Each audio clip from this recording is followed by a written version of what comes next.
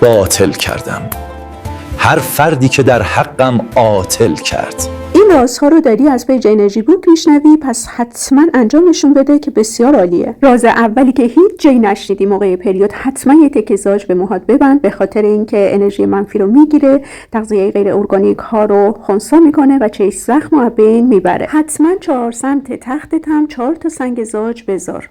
باطل کردم هر فردی که در حقم عاطل کرد. هر موقع حس کردی حالت خوب نیست و چشم خوردی یا جمعی حسود دور و برت هستن، از پاکسازی با تخم مرغ استفاده کن.